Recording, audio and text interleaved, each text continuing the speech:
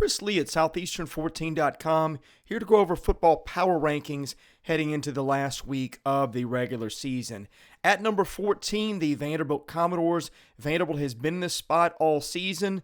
I guess the good news, if you're looking for someone, the Commodores played well against Kentucky in the second half 2 weeks ago and played Ole Miss closer than anybody suspected, losing by 14 in Oxford on Saturday. Next up at number 13, Florida. My goodness, I never imagined the Gators would have been here at any point in the season, but they've been bad enough that Dan Mullen has gotten fired. The Gators have one good win all season. That came against Tennessee, and that's now been 2 months ago when they were a totally different team than they are now. 13 is South Carolina. Really, I had Carolina and Missouri almost the same. Missouri is 11. You can flip a coin between the two. I broke the tie by the fact that Missouri beat the Gamecocks in Columbia 2 weeks ago. Number 10 is LSU because I don't really know where else to put the Tigers. They are 36th in Jeff Sagarin's ratings this week, which I do respect. Now, I don't think LSU is the 36th best team in the country, but they do have a win over Mississippi State, and I think they're better than Carolina or Missouri at this point. Number 9 is Auburn, and my goodness, this team has plummeted. I think I had Auburn third maybe 3 weeks ago, and it's really easy to forget that they beat Ole Miss and Arkansas not that long ago, but they've lost 3 in a row, and you look at the body of the work of teams in front of them, and it's just hard to put Auburn a lot higher than 9th right now. The Tigers, of course, 6-5 and could be 6-6 if they lose to Alabama this weekend. Actually would be. Number 8, I've got Kentucky. The Wildcats have really taken care of business. In the games they have played, they are 5-3 and going to finish second in the East. But let's dive in a little deeper on the Wildcats. All 5 of their league wins have been against teams ranked 10-14 in our SEC countdown. Really, Kentucky has not done anything outside of the league.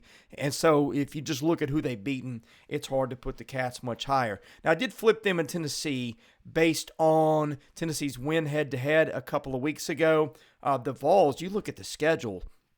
I know they've got 5 losses, but they're to Georgia, which is 1 in the AP poll this week, to Alabama, which is 2, to Ole Miss, which is 8, to Pitt, which is 17, and against Florida, back when Florida, I think, was ranked in the top 10 and was just a totally different team than the Gators are now. Number 6, Texas A&M, and if I did it based on raw talent, I would have to have the Aggies ahead of 6, but you start looking at who they've beaten.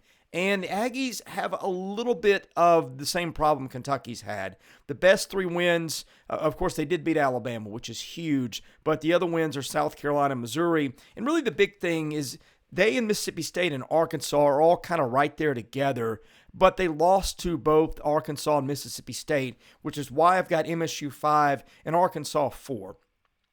State, you look at the resume, and I know they lost to Memphis and almost lost to Louisiana Tech, but you look at good wins, and this is what the College Football Playoff Committee looked at a couple of weeks ago.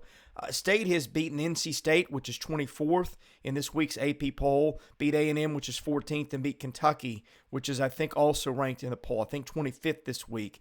In any case, State's got some really good wins and has been competitive in some other games, the Alabama game notwithstanding. Now, at 4, I've got Arkansas, and that's a couple of spots ahead of where I had Arkansas a couple of weeks ago. This despite Arkansas losing this weekend, but I really like the way the Razorbacks looked against Alabama. And frankly, I had a listener take me to task last week for having Arkansas as low as I did. And you know what? I gave it some thought, and he was right.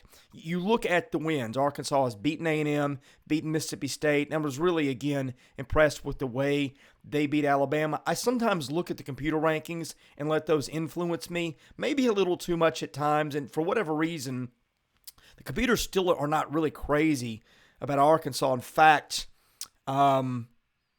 I don't think they're even top 25 in most of the major computer rankings, but you look at the body of work, and I think that speaks loudly. The top 3, I don't think anybody would have a different order. I've got Ole Miss at 3, Alabama at 2, Georgia at 1.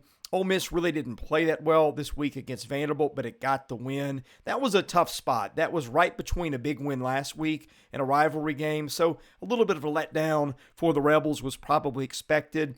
Alabama, again, didn't look great at times last weekend, but did enough to beat a good Arkansas team. And then Georgia at 1, because who else are you going to have in that spot? Really can't wait for that game next weekend when Georgia and Alabama meet in the SEC Championship in Atlanta. That'll be a classic. Anyway, I'm Chris Lee for Southeastern14.com. Thanks for listening to our Power Rankings for Week 12.